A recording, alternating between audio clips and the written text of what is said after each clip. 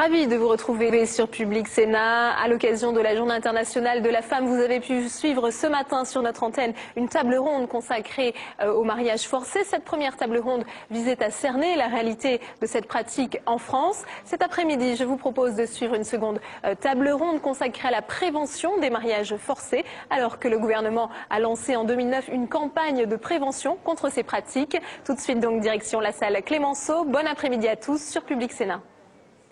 Nous allons commencer par Madame Catherine Morbois. Madame, vous avez la parole. Merci Madame la Présidente.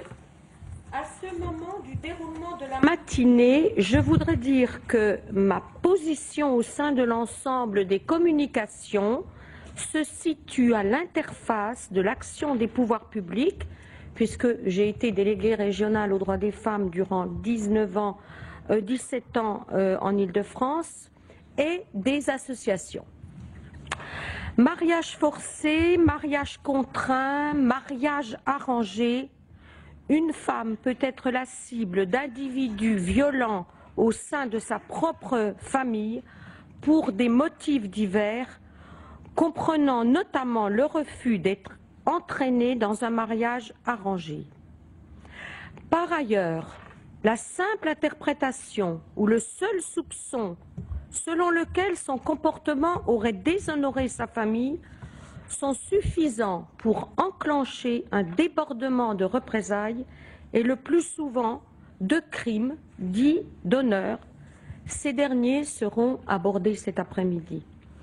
Les violences que représentent les mariages forcés s'inscrivent dans le continuum des violences faites aux femmes, continuum défini lors de la conférence mondiale des femmes à Pékin en 1995.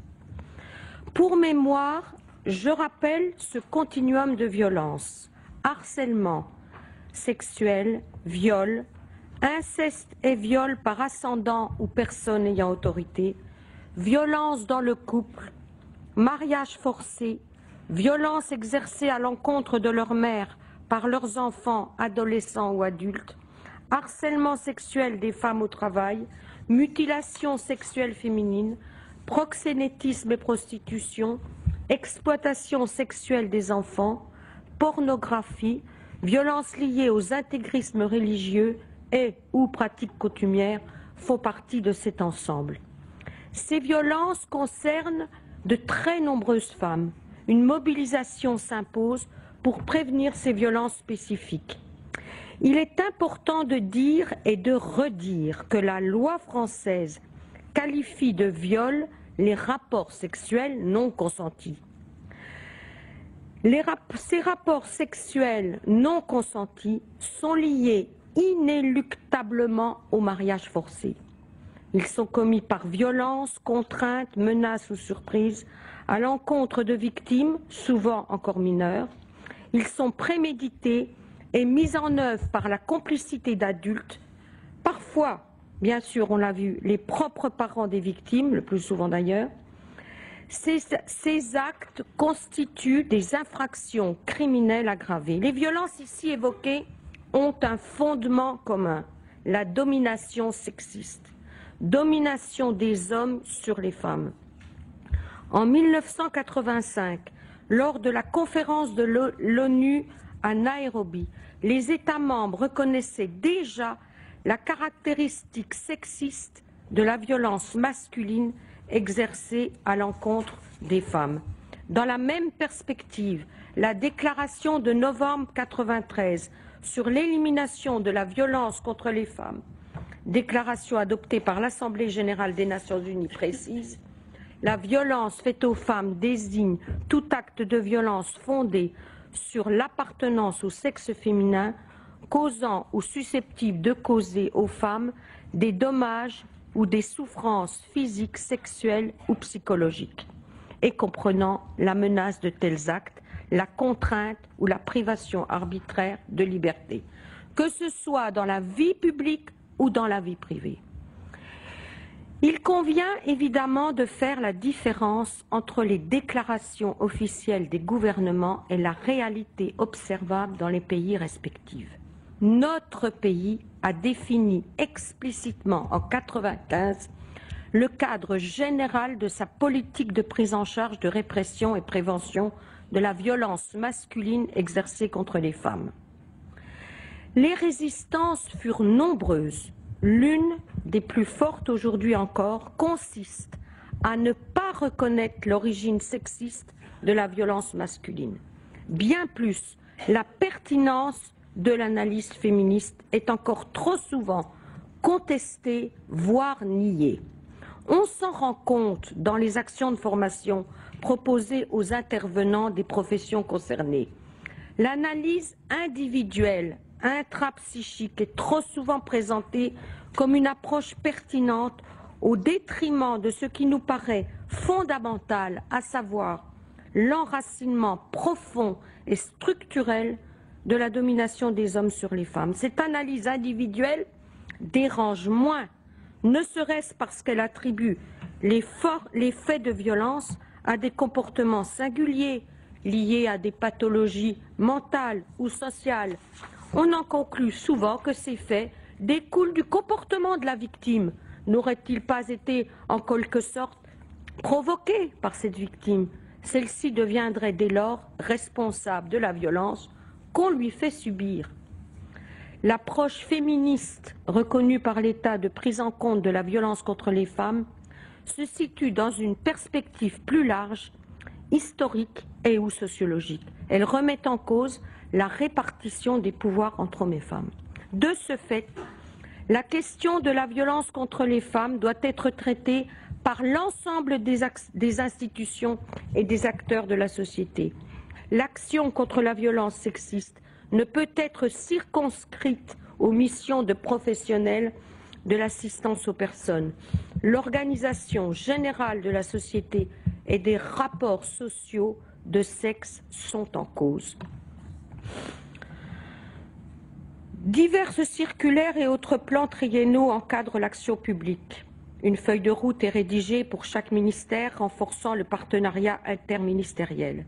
En 1989, alors que vous étiez en charge des droits des femmes, Madame la ministre, vous avez organisé la première campagne publique contre les violences conjugales. Dans ce cadre, vous avez instauré des instances spécifiques qui doivent permettre au pouvoir public de prendre en charge ce continuum des violences que j'ai évoqué en introduction.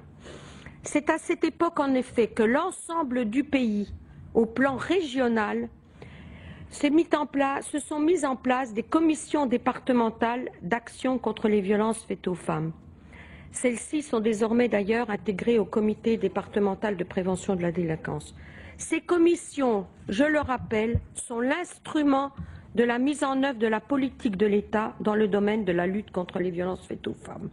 Dans chaque département, elles réunissent des partenaires concernés. Elles s'organisent en sous-commissions thématiques de travail. Chacune est placée sous l'autorité de l'État, directement concernée par l'approche particulière, police, justice, accompagnement social. Pilotée par la DAS, une commission travaille sur la prévention des mutilations sexuelles et des mariages forcés. En tout état de cause concernant les mariages forcés, il s'agit de mobiliser un large partenariat. Il faut en effet accueillir, écouter les jeunes filles et les femmes. Il s'agit d'assurer leur sécurité. Il s'agit tout simplement d'appliquer la loi en donnant accès aux droits, accès aux soins médicaux et à l'aide psychologique. En bref, répondre à leurs besoins fondamentaux, scolarisation, formation, travail, logement. Ceci ne peut pas être le fait d'une institution particulière ou d'un organisme isolé. Le partenariat s'impose. Une réponse sociale doit être donnée aux divers plans du droit, de la loi, de la sanction, de l'aide aux victimes et de la condamnation des auteurs, des prises en charge et de la prévention. À cet effet, les associations spécialisées sont des partenaires irremplaçables, tant auprès des jeunes et de leurs familles qu'auprès des intervenants des différentes professions concernées. La qualité de ces associations, leurs compétences, leur inlassable solidarité ne doivent en rien dispenser les institutions des charges qui leur incombent, leur détermination de ces associations doivent entraîner celle des pouvoirs publics. Il s'agit de promouvoir et d'appliquer des principes d'intervention clairs. 5 d'entre eux me paraissent absolument fondamentaux. 1. Fonder l'action sur la loi qui réprime les actes de violence. 2. Utiliser les dispositifs de protection des mineurs en danger. 3. Exprimer une solidarité avec les personnes confrontées à ces violences. 4. Attribuer explicitement la responsabilité de la violence aux auteurs des faits. 5. Renforcer les capacités des jeunes filles à construire leur autonomie. En conclusion, les pouvoirs publics de notre pays ont trop longtemps sous-estimé le poids des mariages arrangés et ou forcés. Rendons hommage à l'action des associations spécialisées qui ont œuvré dans ces domaines.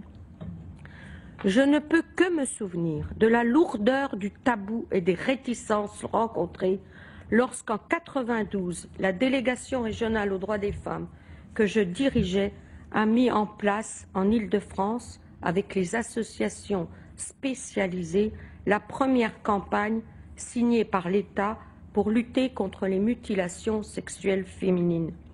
Cela ne nous concernait pas, pensait-on. Erreur gravissime. Les chiffres issus d'enquêtes scientifiques prouvaient le contraire.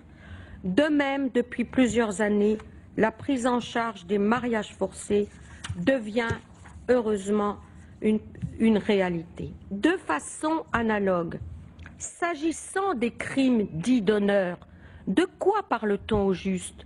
Ils ne concernent pas seulement les autres pays. Il est grand temps de regarder de près ce dont il s'agit. On ne peut plus fuir la réalité. Il est nécessaire que le crime dit d'honneur, qui sera approfondi cet après-midi, donc disais-je que ce crime dit d'honneur soit à l'avenir abordé ouvertement au sein de nos instances de concertation. Ne craignons pas d'aborder ce problème très concrètement. Restreindre cette notion de crime dit d'honneur à l'assassinat d'une femme sur ordre de sa famille par l'un de ses proches ne suffit pas. Nos voisins hollandais vont plus loin. Ils associent de nombreuses infractions délictuelles ou criminelles à la notion d'honneur. Nous sommes encore au début d'une réflexion qu'il est indispensable d'approfondir. Avant de terminer mon intervention, je voudrais insister sur le fait qu'il est nécessaire que les pouvoirs publics se donnent les moyens dans ce domaine de la lutte contre les violences faites aux femmes, comme dans tous les autres domaines qui contribuent à l'égalité entre les femmes et les hommes, de promouvoir une politique globale, cohérente et coordonnée, que soit donnée à ceux qui sont chargés de la mettre en œuvre, au plus près des réalités du terrain. Je pense aux délégations régionales aux droits des femmes, à l'échelon des régions et des départements, une feuille de route claire avec une visibilité de moyens avérés en personnel et en budget. Car il semble bien que la réforme de l'administration engagée par la RGPP, Révision générale des politiques publiques, semble avoir fragilisé l'administration en charge des droits des femmes et de l'égalité, tant du point de vue de sa gouvernance que de ses moyens actuels et à venir. Cette journée arrive à point nommé. Merci à vous, Madame Michel-André. Un grand merci.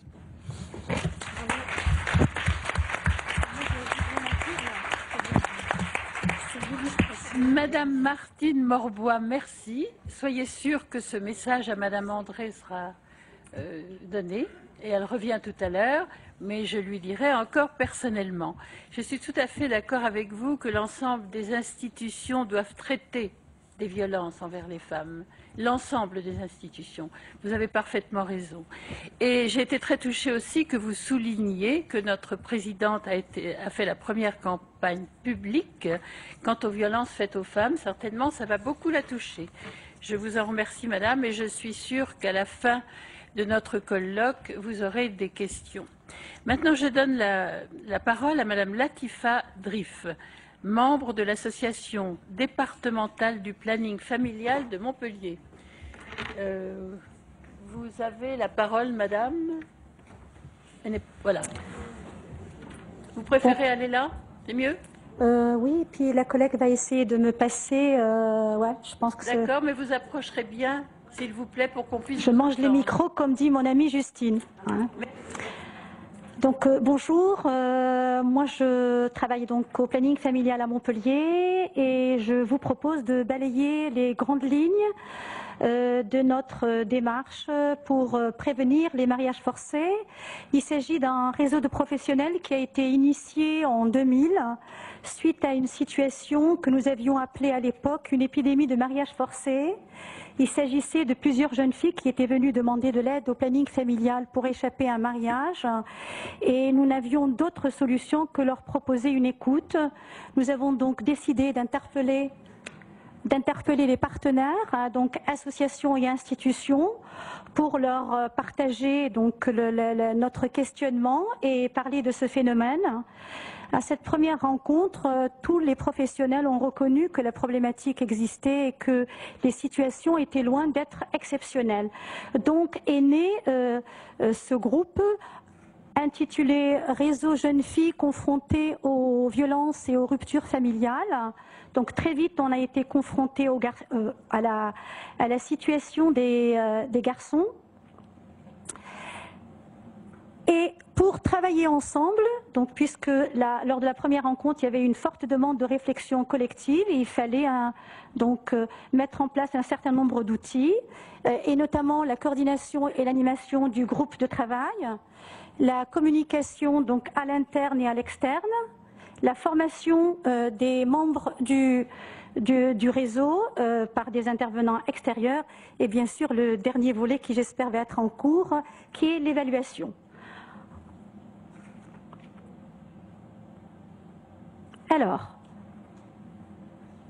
pour construire ce travail ensemble et développer cette culture commune, parler de la même chose, donc notre approche se décline en 3 volets. La première, c'est l'animation et le développement du réseau.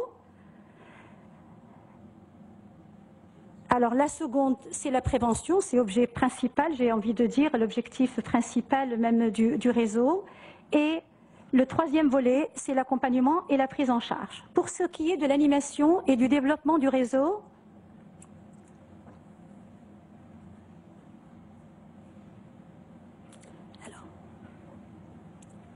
parler de la même chose, c'est élaborer des outils qui permettent, dans un premier temps, de quantifier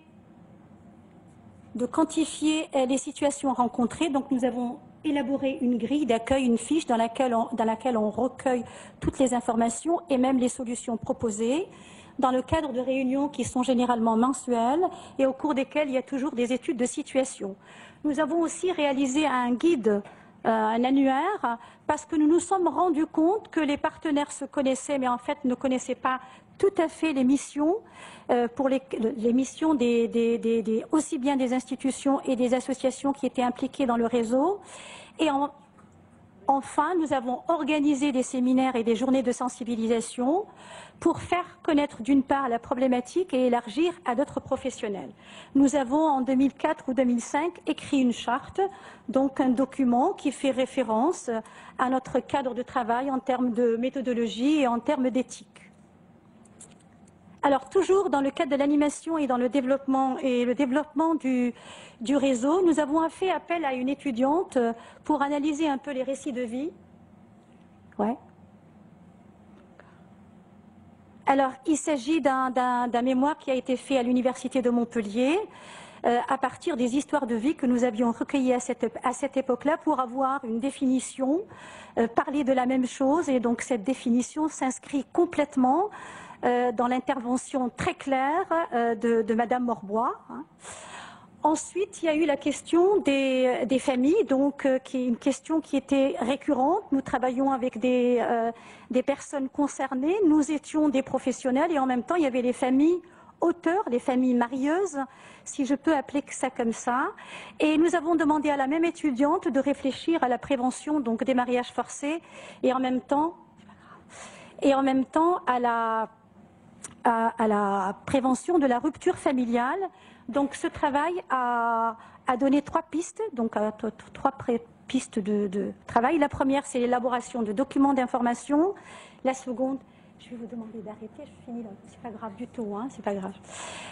La seconde est de former les professionnels au sens large. Donc pour nous les professionnels, c'est travailleurs sociaux, l'éducation nationale, les juristes, les magistrats, etc.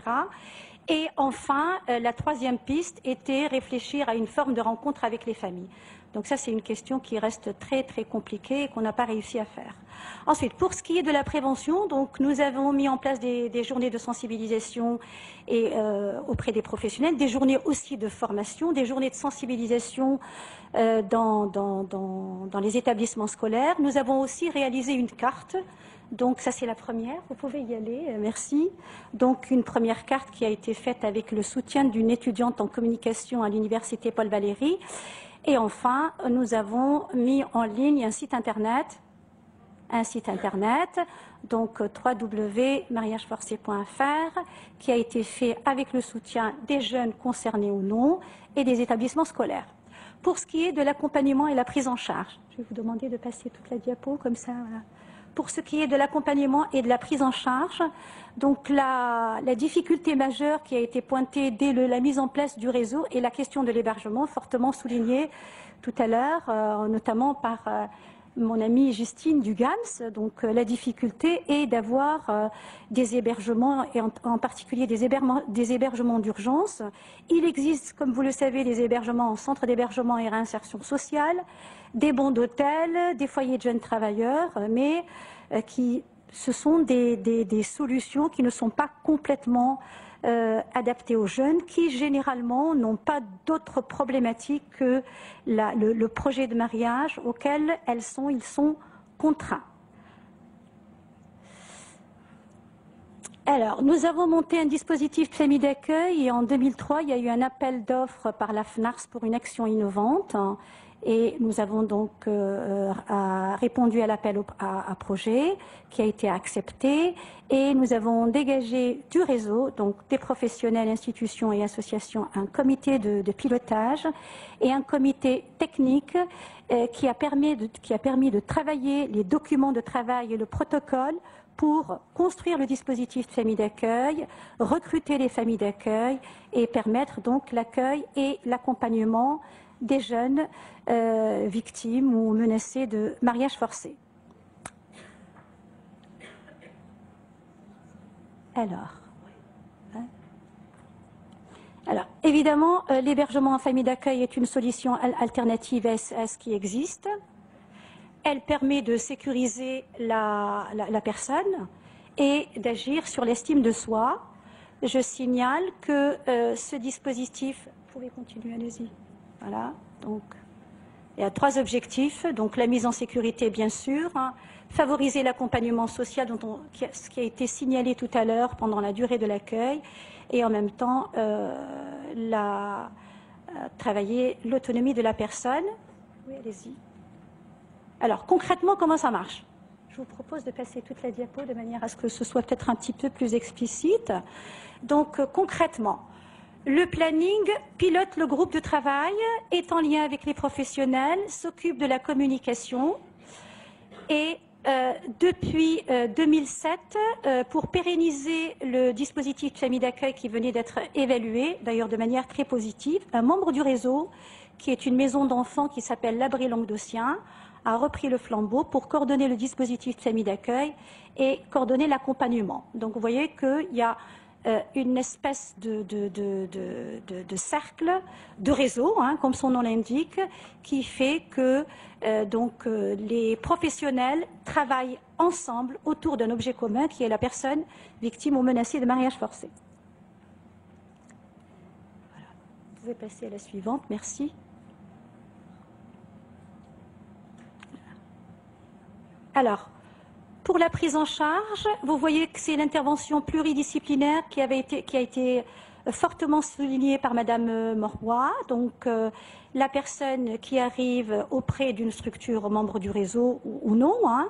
Donc l'accompagnement dans le projet, l'accompagnement juridique et l'information juridique est importante parce que le constat est que beaucoup de professionnels et beaucoup de jeunes ne connaissent pas les droits, éventuellement des aides financières, proposition d'un accompagnement psychologique puisque dans le réseau il y a des structures avec des psychologues et bien sûr l'écoute et le soutien qui nous semble le pilier fondamental pour l'accompagnement des jeunes dans cette situation. La régularisation des papiers administratifs lorsque les jeunes viennent de loin, donc la sécurité sociale, la domiciliation, etc. Alors,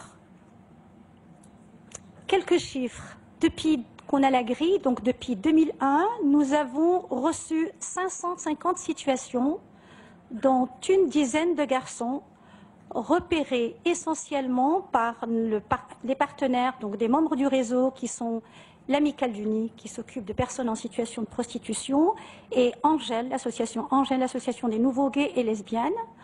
En 2009, nous avons eu 45 situations, dont 10 reçues par mail. 2 situations parmi les 45 concernent des femmes sans papier, dont une qui a fui l'Algérie pour donc échapper à un mariage forcé, une seconde qui elle-même a été victime de mariage forcé en Algérie, mais qui a fui parce que sa fille devait être mariée de force au cours de la séparation avec son conjoint. Enfin, en 2009, nous avons recueilli des témoignages. Vous savez, on avance en marchant et nous avons noté tous les témoignages, aussi bien auprès des professionnels qu'auprès des jeunes, que nous rencontrons dans le cadre des interventions et des questions de prévention du planning familial. En 2010, 9 situations donc depuis janvier, dont 3 concernent des mineurs. Donc on voit bien que la question de la loi, même si c'est à 18 ans, les parents peuvent la contourner. Suivante, merci. Alors, une démarche qui est partagée et des initiatives ont été lancées dans d'autres départements, en particulier par les associations départementales du planning familial. Je cite notamment Grenoble, Lézignan, les Corbières, Blois et récemment Montauban. Par ailleurs, le planning familial confédéral a obtenu des financements récemment pour développer une action nationale de prévention qui va se décliner en région par des colloques et de la formation des professionnels et aussi par une campagne de prévention. La dernière, je suis allée très vite. Alors la conclusion, c'est que pour nous, le mariage forcé est une problématique complexe qui fait intervenir obligatoirement un champ pluridisciplinaire et qui permet d'être un levier pour prendre en charge et prévenir aussi bien les personnes qui sont concernées, mais aussi les professionnels qui sont interpellés par cette question. Alors voilà, donc les derniers outils, c'est une affiche. Donc nous avons voulu rester un petit peu dans la continuité et l'esprit du site internet. Et puis à droite, vous avez une petite plaquette d'information au format carte bancaire. Donc ça aussi, ça a été une idée venant des jeunes qui, pour eux, avaient besoin d'avoir une carte facilement utilisable et qui pouvaient avoir caché et pouvoir distribuer dans leur entourage. Là, si vous pouvez passer juste l'introduction, merci, du site. C'est le...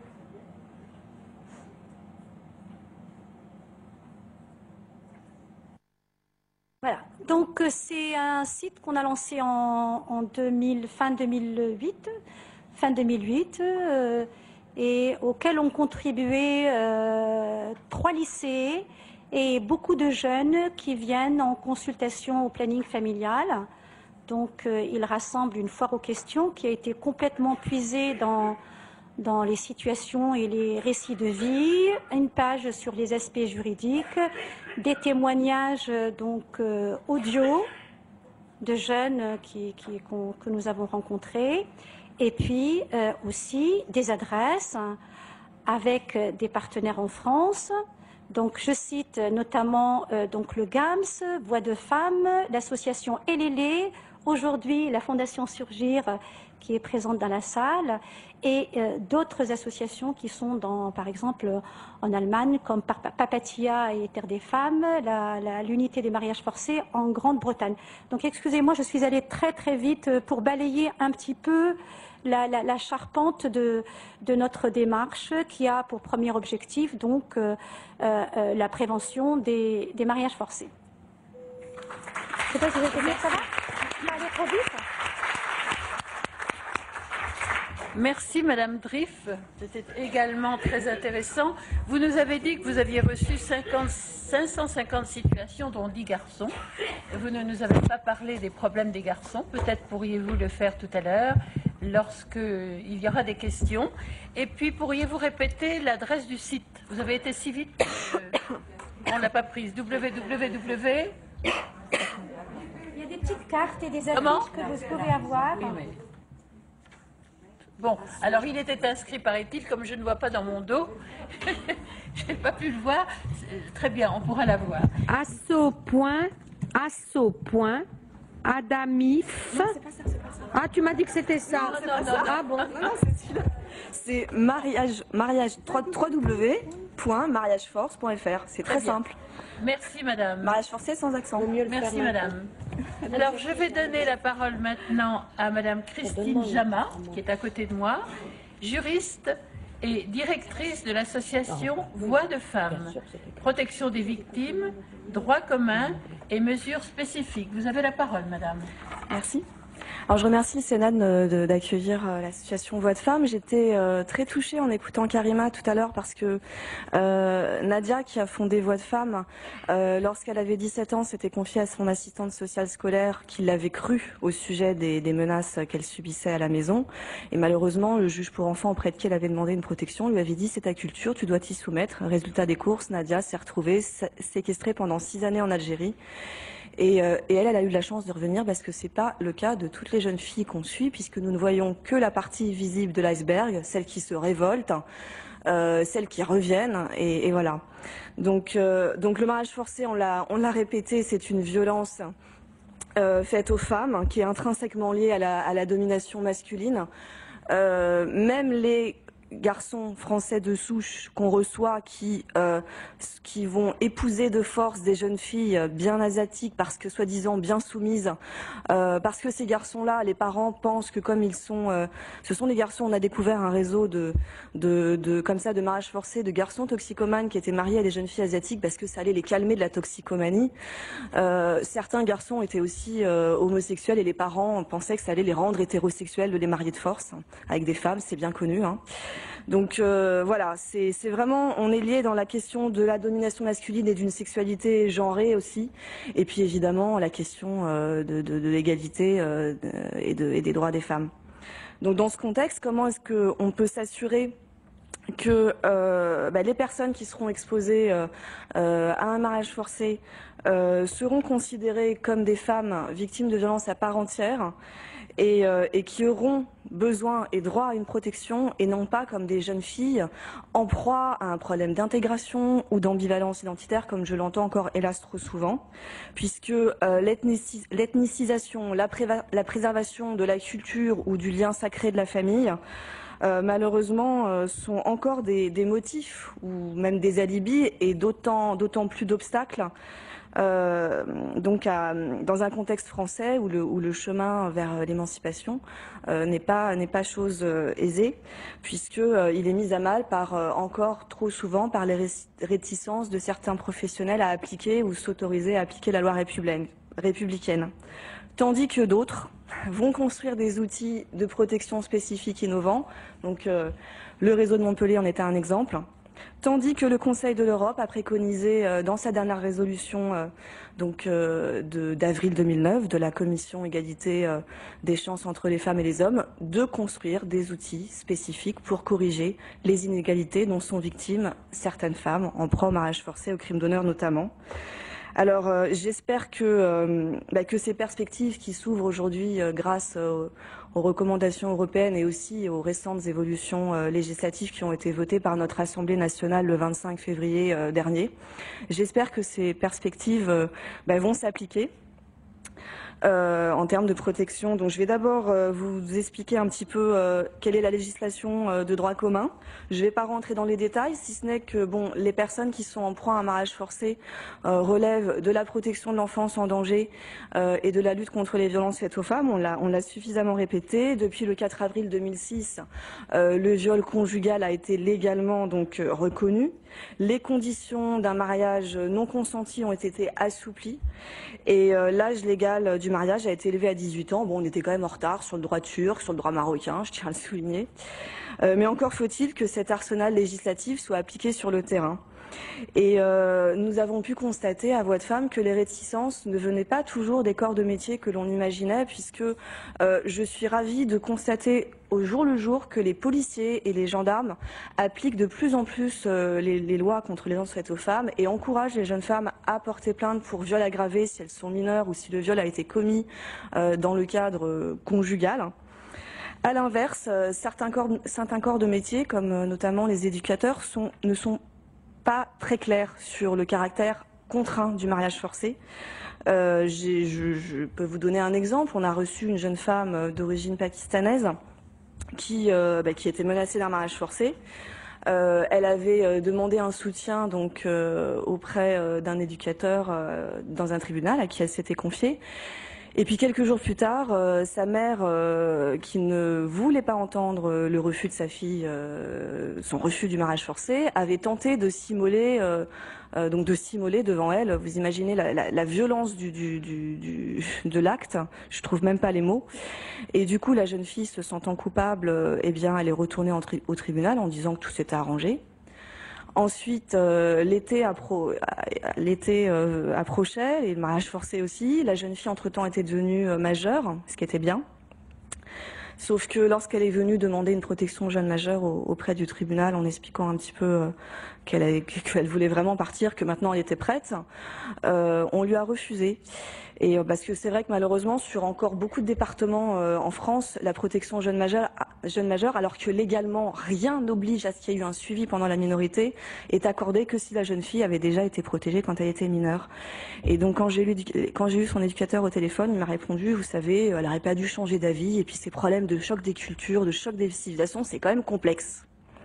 Donc ce que disait tout à l'heure Madame Michèle André m'a fait fait vraiment un véritable écho dans ce qu'on vit au quotidien sur le terrain. Et combien d'assistantes sociales aussi scolaires ne sont pas toujours soutenues par leur propre hiérarchie ou même par le juge lorsqu'elles demandent un placement d'une mineure sans rencontrer au préalable la famille. Et ça, c'est encore possible dans les textes, parce qu'elles savent que si jamais les parents sont informés, ils vont renvoyer encore plus vite les petites au pays.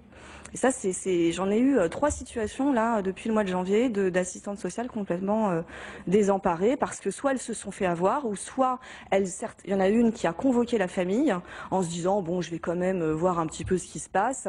La famille a expliqué que bon, si elle avait tabassé leur fille parce qu'elle avait fumé dans la rue, c'était juste un acte isolé, un tabassage comme ça un peu ponctuel parce que c'est vrai que fumer c'est très grave.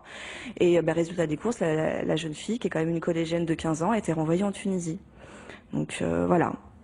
Alors, on a un autre problème lié à ce que j'appelle la territorialisation de la prise en charge, qui fait que lorsqu'on est en danger de mariage forcé, notre situation doit être évaluée par une assistante sociale de la ville où habitent nos parents. En général, en plus, quand on est mineur, on habite encore chez ses parents. Et alors, ça pose un problème, mais heureusement, je vais passer maintenant à la question des bonnes pratiques innovantes qui ont été mises en œuvre pour soit mieux appliquer le droit commun ou même carrément créer des dispositifs spécifiques.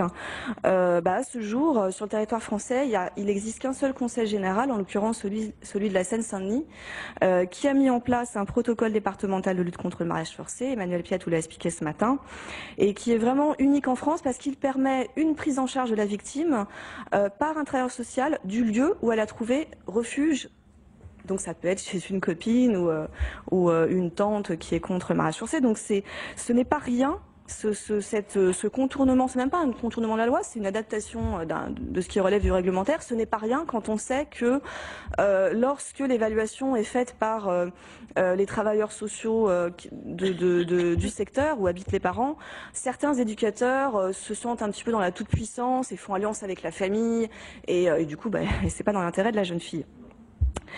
Et ce qui est important aussi, c'est que dans le cadre de ce protocole, les associations agissent en subsidiarité. Ça veut dire qu'en aucun cas, elles ne se substituent au droit commun. Et ça, c'est vraiment important de le rappeler. Du coup, ça réinscrit les professionnels dans leur mission, je dirais, complètement normale. Quand on est en danger de mariage forcé, on est une mineure en danger ou une femme en danger, point barre, et c'est pas autre chose.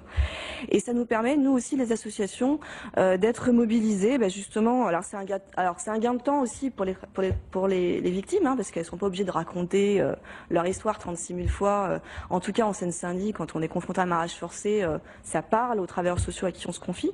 Et puis parce qu'ils sont formés. Et c'est un gain de temps aussi pour nous, parce que croyez-moi qu'on a d'autres choses à faire. Malheureusement, on doit agir sur des mesures de protection très spécifiques pour lesquelles on nous contacte en dernier recours. Et là, du coup, je vais aborder la question des difficultés des personnes que nous recevons, qui sont en lien direct avec un risque de renvoi forcé au pays. Vous le savez, les jeunes filles sont fréquemment mariées au pays d'origine des parents. Certaines subissent, avant le mariage forcé, des mesures de redressement qui vont de l'avortement forcé si elles ont eu un enfant hors mariage, à plusieurs mois de séquestration. Et puis si elles reviennent pas vraiment dans le droit chemin, en gros, si elles ne se soumettent pas, on les marie de force. Donc c'est un viol. Chantal Brunel, qui est députée, a bien rappelé à l'Assemblée nationale le 25 février dernier que c'était un viol officialisé. Et malheureusement, ça peut aller aussi jusqu'au crime d'honneur. Alors le Conseil de l'Europe a vraiment invité dans sa résolution du 28 avril 2009 les États membres à créer des dispositifs spécifiques en lien avec ces violences au pays d'origine.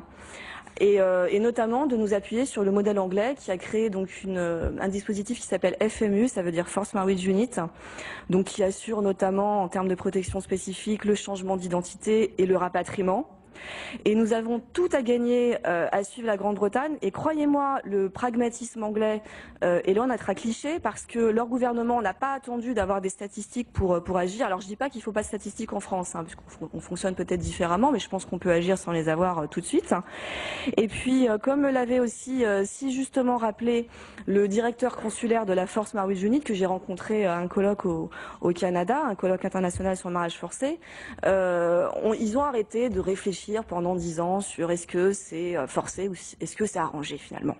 Ils se sont dit on va mettre en place ce dispositif. Alors, et croyez-moi, il est très efficace. Nous, il nous a servi en juin dernier pour localiser une jeune fille française d'origine sri-lankaise qui était séquestrée à Londres pour un petit stage de redressement chez une tante avant d'être envoyée au Canada où elle devait épouser son cousin germain. Alors, est-ce qu'on peut envisager une FMU anglaise à la française ?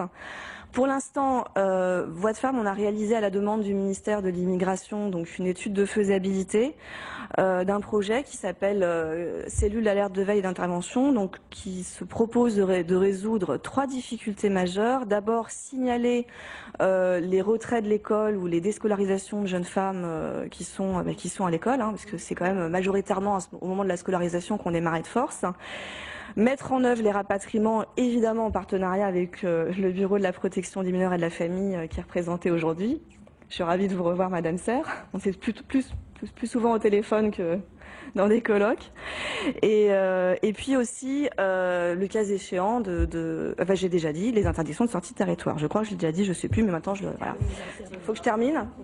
D'accord. Alors, ce que je voulais dire, c'est que je vais conclure sur des préconisations législatives, puisque au regard des avancées qui ont été votées par l'Assemblée nationale le 25 février dernier, puisque on a quand même obtenu le rapatriement des Françaises et des jeunes femmes résidant habituellement en France, enfin en espérant que le Sénat ne vote pas contre cet amendement. Nous avons également obtenu l'interdiction de sortie de territoire pour les mineurs et les majeurs, ce qui n'était pas gagné d'avance. Et je voudrais rappeler que protéger une victime, puisque c'était le sujet de mon intervention, c'est aussi lui permettre d'exercer le droit de porter plainte. Le problème, c'est que l'Assemblée nationale a voté des circonstances aggravantes en cas de contrainte matrimoniale pour les infractions suivantes: violence, actes de torture, de barbarie et de meurtre. C'est un progrès indéniable, mais il nous paraît insuffisant. Pourquoi? Puisqu'il est regrettable que les infractions d'enlèvement, de séquestration, de viol et d'assassinat n'aient pas été prises en compte. Et c'est d'autant plus regrettable que, comme vous le savez ou pas, je ne sais pas, l'article 113.7 du nouveau code de procédure pénale, pour que la loi pénale soit applicable, il y a 3 conditions qui doivent être remplies. Enfin, une parmi ces 3 conditions: soit l'auteur est français de l'infraction, soit la victime est française, ou soit l'infraction a été commise sur le territoire français. Sauf que il y a beaucoup de jeunes filles, et moi en ce moment je suis un nombre important de petits couples, soit indiens, pakistanais ou albanais, qui sont en proie à des crimes d'honneur, y compris les garçons. Et leur famille leur dit clairement: mais nous, on va te tuer au pays d'origine, parce que ce sont des populations qui ne sont pas encore françaises. Donc la fille, on va la tuer au pays d'origine. Et c'est vrai que on ne pourra pas sanctionner les parents. C'est la raison pour laquelle j'espère que ces amendements seront votés aussi pour élargir cette dérogation législative, comme on l'a fait pour l'excision, qu'on le fasse aussi pour, je répète, les infractions d'enlèvement, de séquestration, de viol. Mariage forcé, c'est un viol, et d'assassinat, parce que le crime d'honneur, c'est un assassinat et rien d'autre.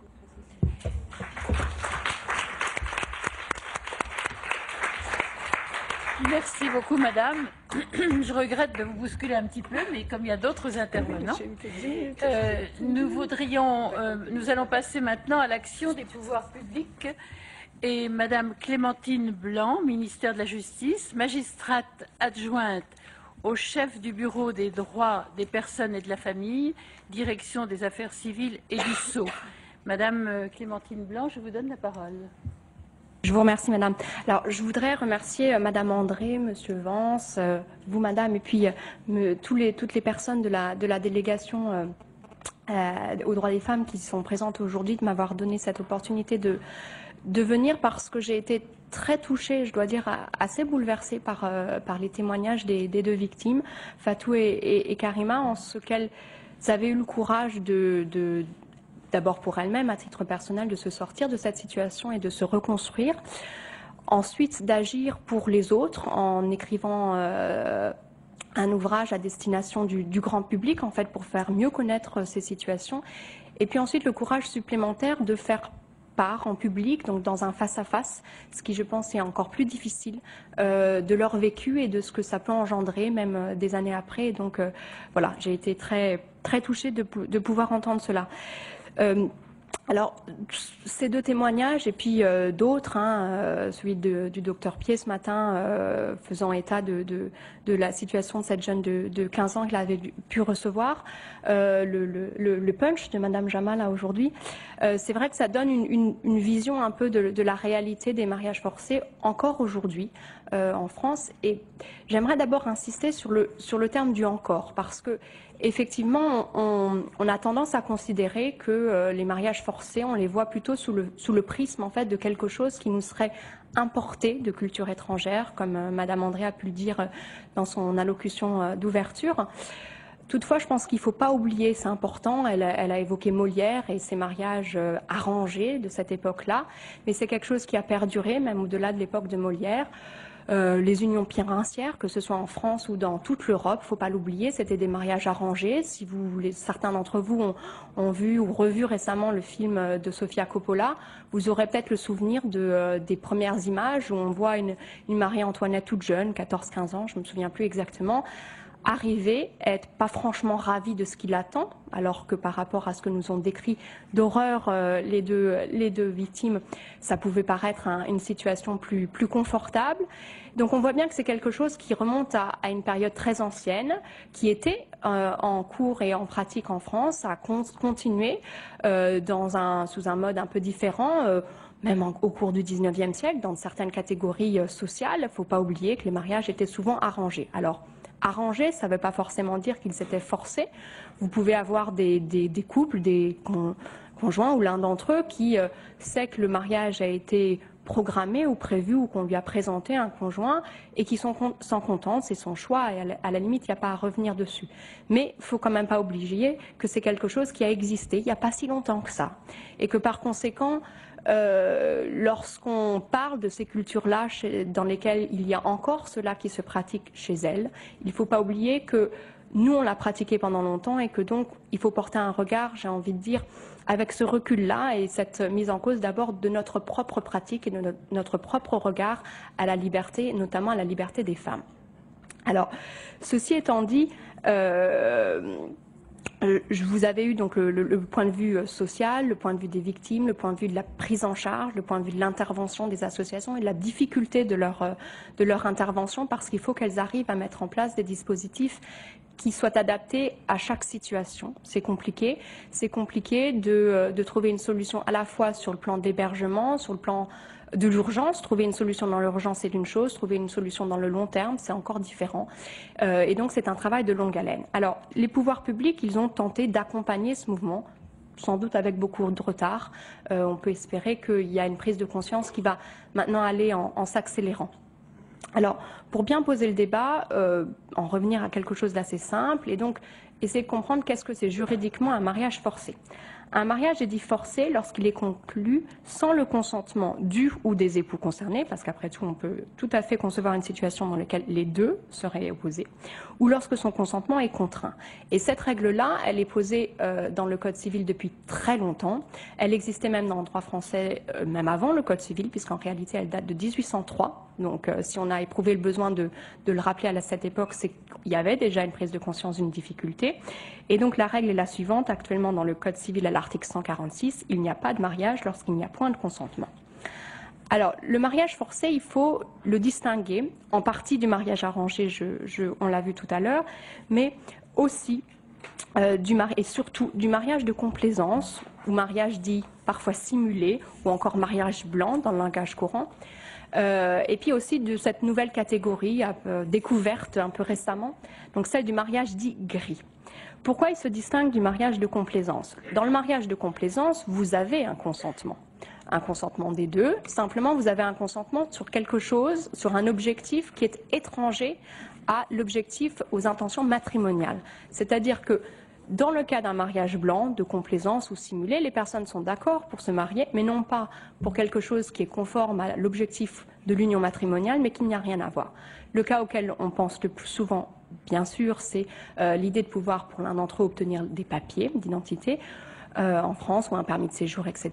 Mais vous n'avez pas que cette situation-là, il ne faut pas l'oublier. Vous pouvez aussi imaginer des situations de mariage de complaisance, par exemple, pour faciliter une adoption. À l'heure actuelle, vous avez des conditions strictes pour pouvoir adopter. Dans un certain nombre de cas, bien que l'adoption par un célibataire soit possible, elle est plus difficile et vous pouvez tout à fait avoir un mariage simulé de ce type. Donc il ne faut pas oublier, le mariage forcé, ça n'a rien à voir ou pas grand-chose à voir avec le mariage de complaisance. Et donc, dans le mariage forcé, vous avez une contrainte du consentement ou une absence totale. Le consentement contraint, c'est un vice du consentement. Ce n'est pas la seule façon de le vicier, mais c'est la façon la plus évidente. Alors, ce qu'il faut bien voir, c'est que les pouvoirs publics, leur action dans le cadre de la lutte ou de la prévention des mariages forcés, elle est compliquée par le fait qu'elle doit se situer, établir un juste équilibre entre cette lutte-là, qui est nécessaire, qui est indispensable et qui doit encore aujourd'hui aller en se renforçant. Donc juste équilibre entre cet objectif-là et puis celui de conserver la liberté matrimoniale. Pourquoi il faut conserver la liberté matrimoniale? D'abord parce que c'est une liberté fondamentale, c'est une liberté essentielle. C'est celle qui consiste tout bonnement à pouvoir choisir son époux, choisir qui il est. Mais aussi, tout simplement, c'est celle qui consiste en pouvoir décider qu'on n'a pas envie de se marier. Voilà. Et c'est une liberté essentielle qui a été reconnue comme telle, au même titre que la liberté d'aller et venir ou que la liberté d'expression. Et c'est une liberté fondamentale parce qu'elle a été reconnue au niveau international comme telle, et donc elle est consacrée depuis de longue date, aussi bien dans la Déclaration universelle des droits de l'homme de 1948 que dans la Convention européenne de sauvegarde des droits de l'homme de 1950. Et donc, ça soumet le législateur à une petite difficulté parce qu'il faut qu'il puisse lutter, mais que les dispositifs qu'il met en place ne soient pas à ce moment-là coercitifs ou contraignants, que finalement, ils mettent à mal la liberté matrimoniale. Le législateur, il a depuis une dizaine d'années, une quinzaine d'années maintenant, une difficulté ou une contrainte supplémentaire à respecter, c'est que cette liberté matrimoniale, elle, on lui a reconnu une valeur constitutionnelle. En effet, le Conseil constitutionnel, dans 2 décisions, la première donc du 13 août 1993, lorsqu'on lui a demandé d'examiner la réforme de l'époque de, en gros, la législation sur l'immigration, le droit d'asile, etc., il s'est penché sur cette législation et il a regardé dans ce qui était mis en place pour contrôler les mariages mixtes, parce qu'il faut appeler un chat, c'était quand même ça. Est-ce que ce qui était mis en place était justifié ou pas? Et il a regardé à l'aune du fait qu'il fallait qu'il veille à ce que la liberté matrimoniale soit conservée, parce qu'il a à ce moment-là indiqué que la liberté matrimoniale, c'était une composante de la liberté individuelle qui elle-même était protégée par la Déclaration des droits de l'homme et du citoyen. Et comme la Déclaration des droits de l'homme et du citoyen est dans le préambule de notre Constitution, elle a valeur constitutionnelle et de ce fait la liberté matrimoniale aussi. Ce qui veut dire que lorsque le législateur intervient, il faut qu'il veille à cela, sans quoi il encourrait la censure du Conseil constitutionnel. Pour autant, ça ne veut pas dire que les pouvoirs publics doivent rester inactifs, au contraire. Et ils ont mis en place un certain nombre de dispositifs depuis, on va dire essentiellement, il faut le regretter, très tardivement, et en gros depuis une petite dizaine d'années surtout. Alors, pour ma part, bien sûr, je vais insister essentiellement sur les mariages célébrés en France, puisque vous aurez quelqu'un de beaucoup plus spécialiste pour les questions des mariages célébrés à l'étranger. Alors, tout d'abord, on a essayé de voir qu'est-ce qu'on pouvait faire en amont, c'est-à-dire qu'est-ce qu'on peut faire avant même que le mariage soit célébré. On a commencé par relever l'âge du mariage pour les femmes. Comme vous l'a rappelé Madame Jama, on était extrêmement en retard là-dessus. On avait un code civil qui prévoyait que l'âge légal pour se marier pour les femmes était de 15 ans et pour les hommes, il était de 18. Alors, comme ça peut paraître à l'évidence choquant. Il faut voir que ça venait d'une époque où être enceinte, être mariée, c'était l'opprobre total et que donc il fallait pouvoir trouver une solution pour ces jeunes filles.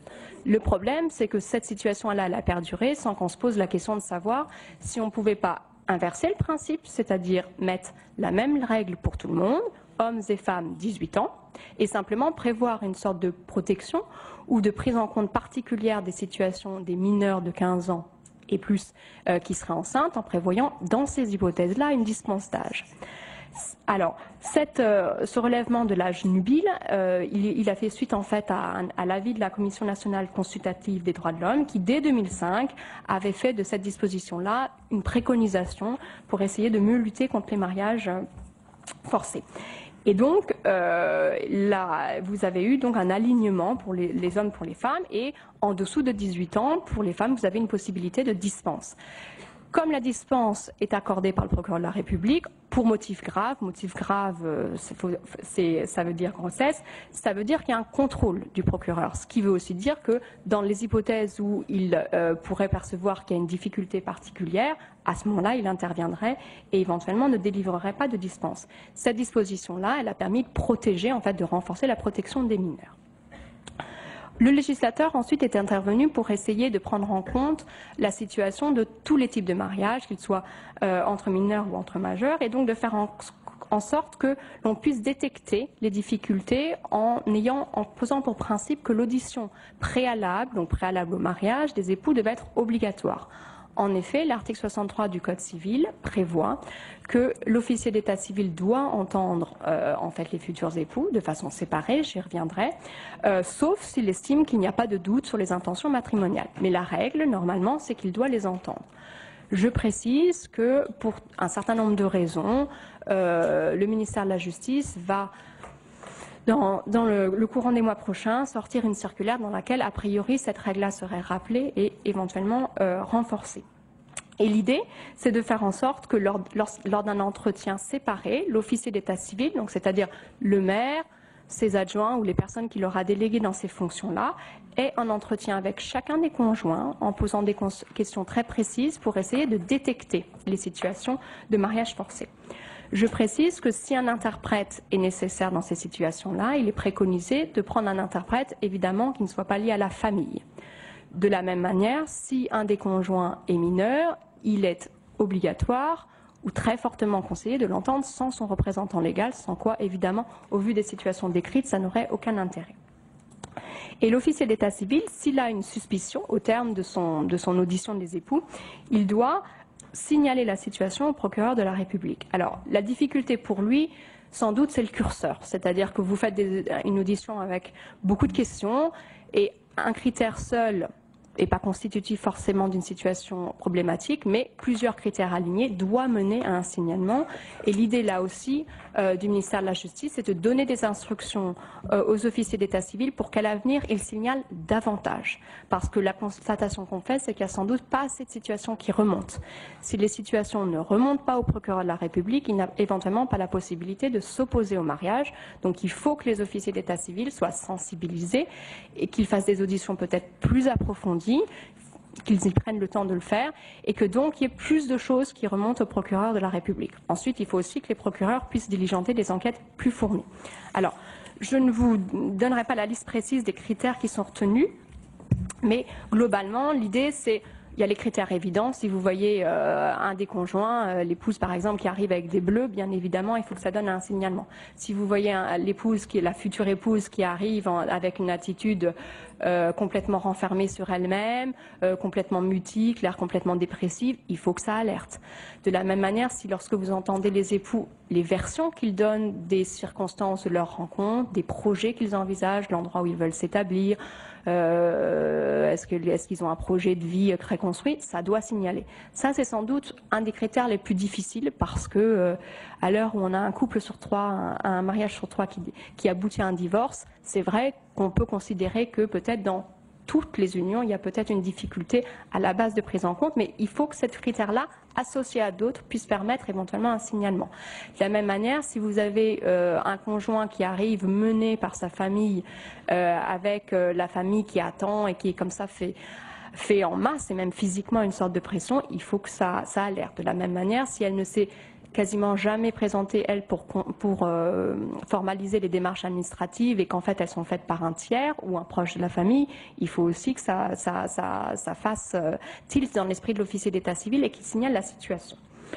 Une fois que la situation est signalée, il y a trois possibilités pour le procureur. Il peut soit considérer que les critères ne sont pas suffisants, les écarter, ou ne rien dire, ou donner son accord à la célébration du mariage, ou ne rien dire, et ça revient au même, à ce moment-là, le mariage est célébré.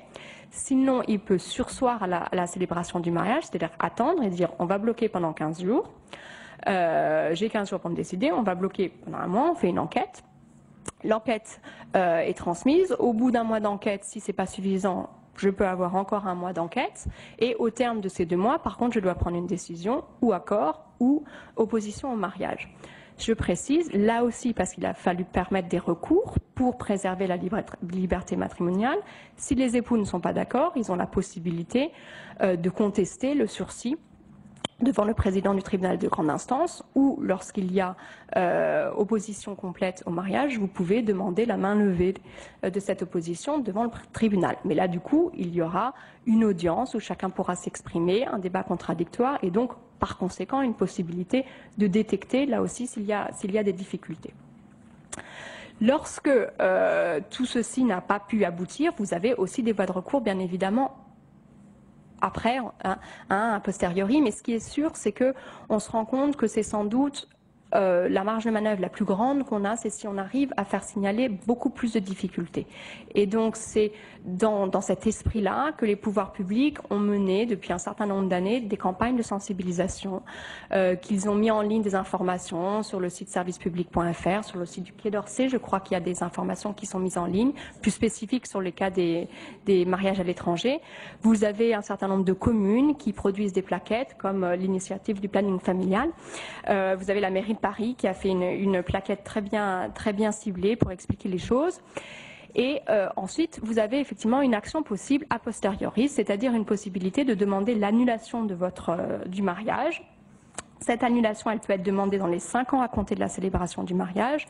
Et ça, c'est une nouveauté qui a été apportée en 2007, parce que jusqu'auparavant, on considérait que la cohabitation sans discontinuité pendant 6 mois, ça couvrait en fait. C'est-à-dire que si vous aviez une épouse non consentante, entraînée de force dans un mariage qui finalement s'en contentait ou n'arrivait pas, à faire autrement que de s'en contenter, pendant 6 mois, il y avait une impossibilité d'agir.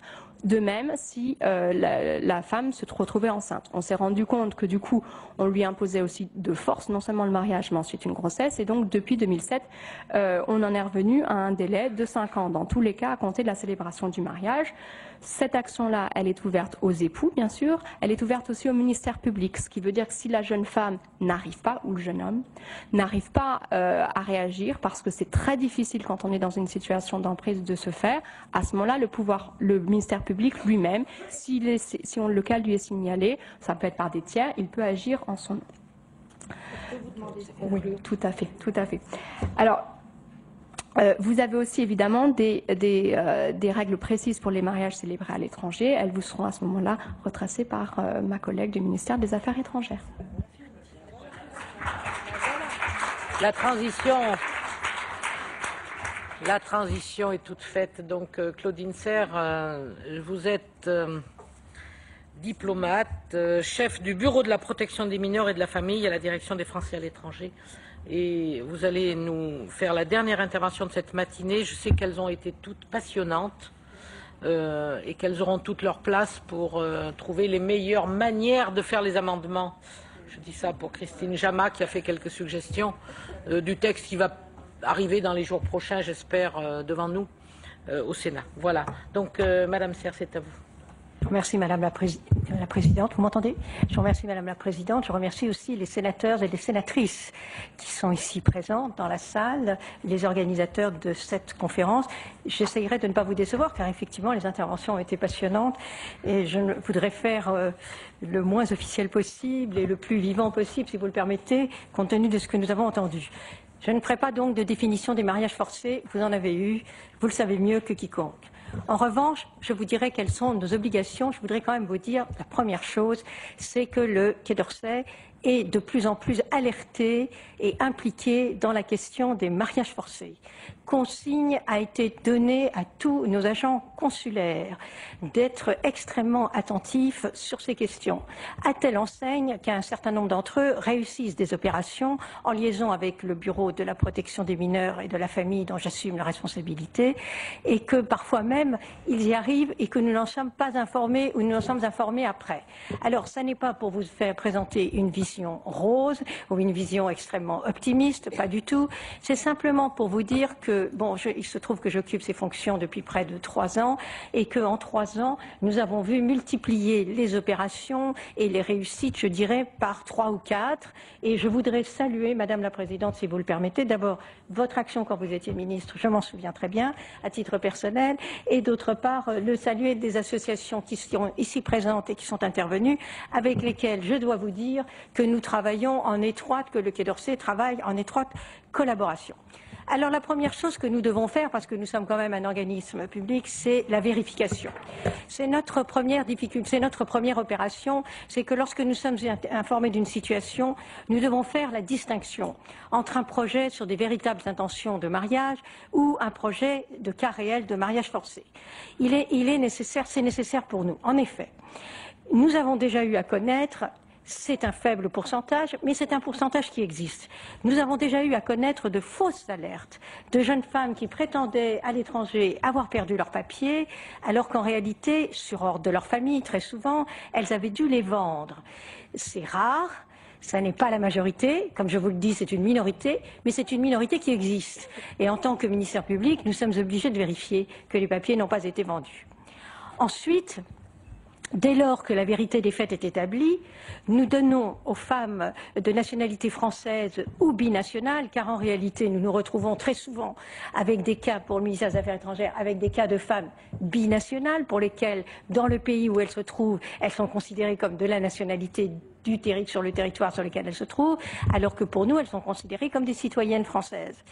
Donc nous leur donnons immédiatement, dès que nous en sommes informés, assistance de la part de notre réseau diplomatique et consulaire. Ça veut dire conseil, comme vous le savez, mais aussi hébergement sécurisé. Je ne peux pas vous donner de chiffres pour des raisons de discrétion évidentes, mais nous avons régulièrement dans nos consulats et même dans nos ambassades, nous avons régulièrement dans nos consulats et même dans nos ambassades des jeunes femmes qui ont failli être victimes de mariage forcé, et avant que nous puissions les rapatrier en France, car on ne les sort pas de manière forcément évidente tout de suite du territoire dans lequel elles se trouvent, eh bien ces jeunes femmes vivent au consulat ou à l'ambassade. Et il y a parfois, je dois le dire sur le plan personnel, il y a parfois des solidarités, des chaînes de solidarité qui dépassent le ministère de la fonction publique, qui se créent entre les membres de l'ambassade et du consulat, qui se relaient chaque soir et chaque jour pour que les jeunes femmes ne soient pas seules, pour qu'elles aient un environnement, pour qu'elles se sentent entourées. Donc c'est pour vous dire que véritablement cette question à la fois est devenue beaucoup plus officielle et en même temps a pris un caractère humain, une dimension humaine plus large. Alors ensuite, lorsqu'il y a audition, nos agents consulaires font de plus en plus, comme vous le savez, audition des époux lors de la publication des bans ou lors de la demande de transcription de l'acte de mariage à l'étranger. Et l'agent consulaire peut être amené à surseoir à la transcription de l'acte et à saisir, via le service central civil à Nantes, le procureur de la République en vue de statuer sur la validité de l'union. Et cela nous permet donc effectivement d'avoir fait arrêter un certain nombre de mariages qui allaient être des mariages forcés et qui se traduit par, comme l'a souligné ma collègue du ministère de la Justice, par une augmentation du nombre de saisines du parquet au titre de l'article 170.1 du Code civil. Mais bien sûr, dans le cas de double nationalité, comme je vous l'ai expliqué, l'exercice de la protection consulaire peut être plus délicat. Et là, véritablement, je dois dire que notre réseau consulaire et diplomatique, les relations personnelles qu'il entretient aussi avec les autorités sur place sont extrêmement importantes. Nous avons vu un cas, par exemple, que nous n'aurions pas soupçonné, que nous avons pu régler de 2 cas de risque de mariage forcé pour des jeunes femmes franco-pakistanaises où toute la famille était retournée au Pakistan, dans une ville éloignée du Pakistan. Et vous vous imaginez bien qu'avec le poids familial, le poids aussi de la tribu sur place, nous pensions... Enfin, nous avions peur, disons, nous avions peur de ne pas pouvoir résoudre cette question. Eh bien, nous sommes tombés sur une coopération avec les autorités, le maire de la ville, les autorités locales, qui a été plus importante que nous ne pouvions même l'espérer. Et ces jeunes filles sont rapatriées, elles sont maintenant dans un autre lieu, dans une autre ville en France. Elles ont repris leurs études de lycée.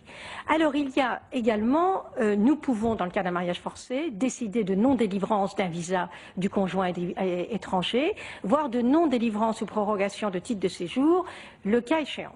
Nous travaillons également en étroite liaison avec les services sociaux français, les établissements scolaires, et bien entendu avec tous les services de nombreux contacts avec la défenseure des enfants lorsque la personne concernée est une mineure. Et la défenseure des enfants nous facilite les démarches administratives et judiciaires de protection judiciaire et sociale de ces jeunes Français. Enfin, il y a également des interventions auprès des procureurs, des juges pour enfants et du parquet de Nantes.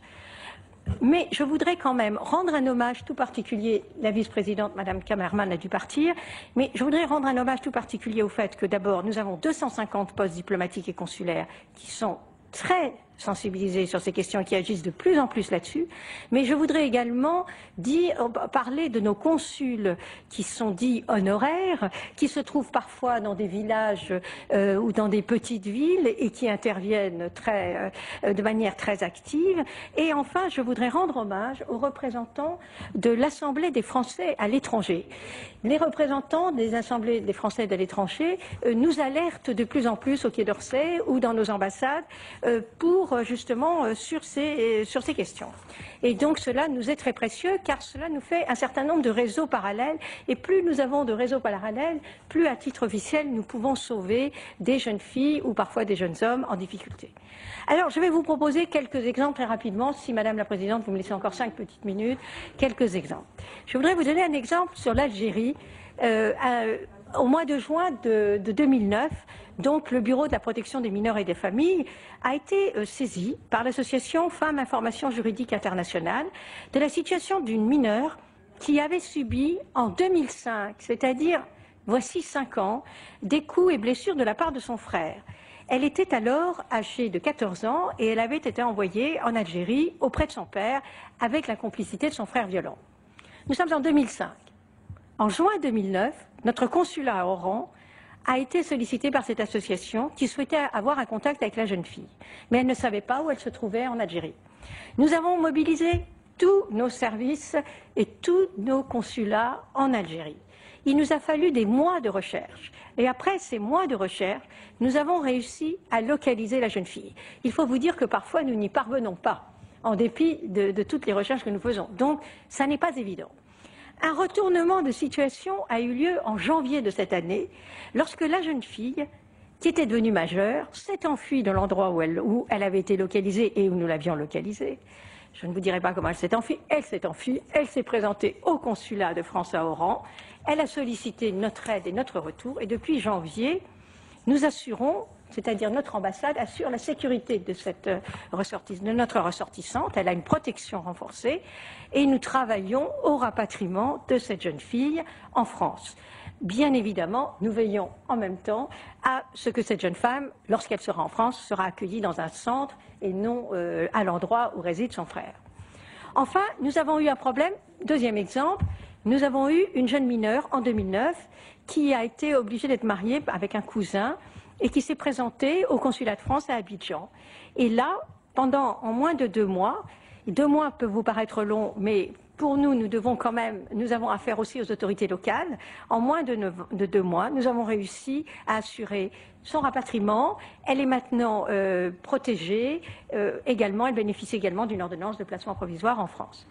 Nous avons eu également une affaire au Mali. Et oui, je voudrais terminer, parce que je ne veux pas faire long, j'en ai un certain nombre, mais je voudrais, Madame la Présidente, si vous le permettez, parler du cas de la Turquie. Parce que la Turquie, nous commençons à avoir de plus en plus de cas de mariage forcé en Turquie. Et là, ça se passe de manière légèrement différente des autres. C'est-à-dire, en mars 2009, notre consulat dans une des villes de Turquie est alerté sur le fait qu'une jeune majeure, parce que nous traitons les mineurs, mais nous traitons aussi les majeurs, une jeune majeure qui était très vulnérable sur le plan psychologique, apparaissait prête à épouser une personne qu'elle connaissait à peine, qu'elle n'avait vue qu'une fois en résidant en Turquie. C'était une jeune majeure, fragile psychologiquement, franco-française, et qui ne savait même pas communiquer avec lui puisqu'il ne parlait pas une seule langue en commun. Et en réalité, donc, elle a été déplacée en Turquie, elle s'est retrouvée au milieu d'une famille turque qui avait l'air extrêmement bien organisée et qui avait été mise en contact par une tierce personne. Il s'avère en réalité que nous assistons de plus en plus, alors je ne vais pas vous donner des chiffres importants, mais je veux dire par là que nous vous alertons là-dessus, Madame la Présidente, sur le fait qu'il y a de plus en plus de trafic, de mariage forcé sur des jeunes femmes, des jeunes majeurs vulnérables psychologiquement en France. Et que Internet joue un rôle également non négligeable sur lequel je souhaite attirer votre attention, car nous avons de plus en plus de cas. Nous avons eu le cas, par exemple, il y a 2 mois, d'une grand-mère. Je dois vous dire, je le dis, mesdames et messieurs, pour vous qui connaissez des grands-mères et des grands-pères, n'hésitez pas à leur parler, parce que de plus en plus, ce sont les grands-parents qui nous alertent. Parce que les parents sont souvent complices, eh bien, il peut y avoir des grands-parents qui nous alertent. Et nous avons ainsi eu une grand-mère et un grand-père qui nous ont alertés il y a 3 mois sur une jeune fille qui, sur Internet, était entrée en relation avec un jeune homme d'un pays du Maghreb qui l'avait courtisée, qui en réalité souhaitait simplement des papiers français. Nous avons eu beaucoup de mal car la jeune fille était complètement sous influence, ce qu'on appelle sous influence. Et il nous a fallu toute la force des pouvoirs publics pour pouvoir sauver cette jeune fille à la demande de ses grands-parents et même de son père. Alors, je pourrais continuer longtemps, mais l'heure a tourné. Je ne veux donc pas faire plus long. Je voudrais vous dire véritablement rendre hommage à tous les services parallèles, comme j'ai dit, consulaires et consuls honoraires, Assemblée des Français de l'étranger, et vous dire que, en tout cas, à chaque fois que le ministère des Affaires étrangères et européennes est saisi d'un dossier concernant un projet de mariage forcé, Nous essayons toujours de localiser la personne. Nous incitons les jeunes qui sont les amis à avoir des photocopies des pièces d'identité, à nous appeler parce que par téléphone portable, parfois nous arrivons à les joindre.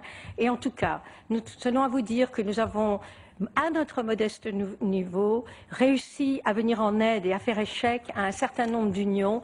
Nous pouvons considérer que c'est environ 30 par an pour ce qui concerne le Quai d'Orsay depuis Paris, mais qu'il y a un certain nombre de mise en échec dont nous n'avons pas les chiffres car nos consulats, quand ils ont fait le travail, estiment qu'ils ont fait le travail. Je vous remercie.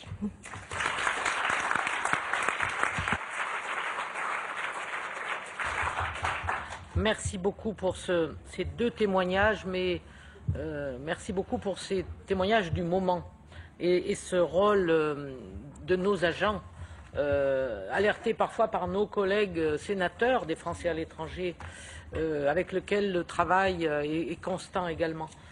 Donc c'est très précieux, réconfortant de savoir qu'il y a des recours, qu'il y a des possibilités et que tout cela reste dans le droit, puisque le code du mariage, c'est vrai, il y a la liberté, mais il y a aussi des démarches et je pense que ces problèmes-là sont extrêmement importants. Ils ne sont pas toujours sans doute les plus fascinants, les plus passionnants pour un débat, mais nous sommes dans ce cadre et nous sommes respectueux de ce cadre légal qui est le régime du mariage en France, avec sa liberté, ses contraintes.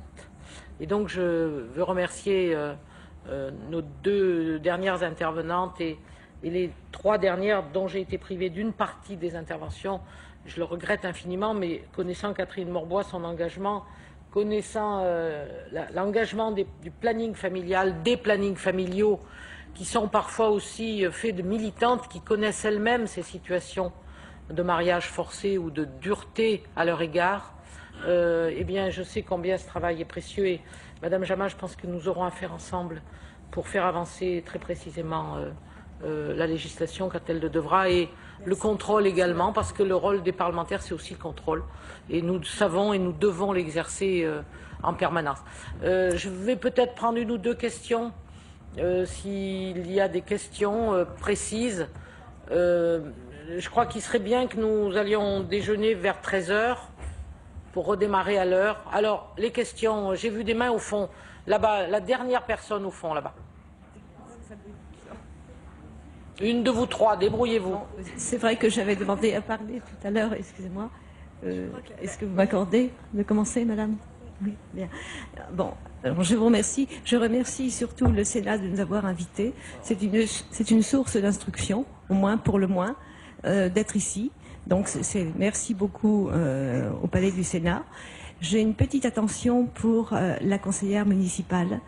Je n'ai pas retenu son nom, car je pense effectivement au travail qui est réservé aux maires, aux conseillers, aux adjoints, aux élus, quand ils sont devant les mariages. J'ai déjà entendu des narrations, je me suis dit, qu'est-ce que j'aurais fait à leur place? Voilà, bien, je ne fais pas partie d'un conseil municipal, je ne me suis pas présentée, je suis simplement membre de l'association des femmes françaises diplômées de l'université. Voilà, et c'est dans ce cadre que je suis ici, par Internet, et j'ai répondu. Voilà, alors, ce qui m'a alertée, dans le contexte, les mariages forcés, il m'est venu l'idée suivante, c'est de retourner un petit peu l'expression, en ce sens, la force du mariage dans la société, dans les sociétés, l'institution du mariage dans la société en général, à toutes les surfaces de la planète. La puissance du mariage, d'où vient-elle? Récemment, nous avons eu une jeune thésarde qui nous a parlé de le mariage dans la noblesse tibétaine. Elle y est allée, on lui a donné une bourse, ça l'a aidée. Dans la noblesse tibétaine, eh bien, un homme, une femme, a le droit d'avoir un nombre illimité d'époux ou d'épouses. Alors nous nous sommes regardés, nous les plus anciennes, je n'étais pas au courant, je n'ai pas honte de le dire. Eh bien, c'est comme ça. Le père, l'enfant qui naît, c'est l'aîné, le père le plus vieux qui est le père. Voilà. Bon, enfin bref, je vais m'arrêter là. Donc la surface de la planète, du Tibet, moi je suis passée aux Esquimaux, je suis redescendue au Brésil, dans ma tête, et je me suis dit, mais enfin, et voilà, aujourd'hui c'est ça. Pourquoi cette force du mariage? Pourquoi cette puissance, cette référence sociale qu'est le mariage à la surface de la planète? Voilà. Et je suis contente de voir à la deuxième table ronde 2 personnes, service juridique.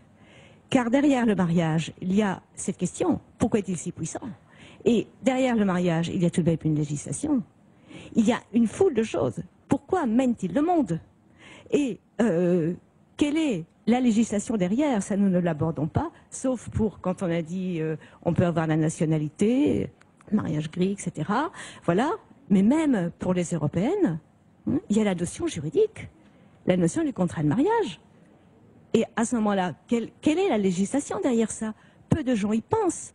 Les maires, Madame Blanc a dit quelque chose de très bien, c'est quelque chose qui va se faire, je crois, elle a dit que c'était en vue, c'est la discussion, convoquer un peu les 2 fiancés, enfin futurs époux, pour leur demander, pour voir vraiment où va ce mariage et quelles sont les raisons de ce mariage. Mais sur le plan juridique, on n'expose jamais les avantages, car il doit y en avoir, puisque le mariage a tellement de succès, mais les risques aussi. Ça, jamais la mairie ou un service juridique ne convoque les jeunes futurs époux pour leur dire attention, bien pour ça, mais attention. Vous voulez bien, madame? Voilà, merci beaucoup. Mais si nous voulons prendre quelques questions, parce que là, je vais me faire écharper au déjeuner. Au déjeuner. Voilà, madame. Bonjour, alors je me présente. Si vous faites court, on pourra les prendre presque toutes, d'accord? Linda Ramoul du réseau Oser le féminisme, qui est un réseau d'information et de sensibilisation à la question des droits des femmes et pas une association qui accompagne et qui, pour l'instant, je pense, les victimes de ce genre de violence. Moi, j'ai 2 questions. La première, c'est comment on peut renforcer l'accompagnement de ces jeunes majeurs qui se retrouvent en difficulté et qui n'ont pas forcément eu de suivi quand elles étaient mineures, et aujourd'hui, quand elles sont jeunes majeures, comment on peut les accompagner? Parce que d'un point de vue financier, d'un point de vue de l'autonomie en général, elles sont assez elles sont très démunies. Donc du coup, je voulais savoir comment on pouvait les accompagner. Et j'avais une autre question concernant les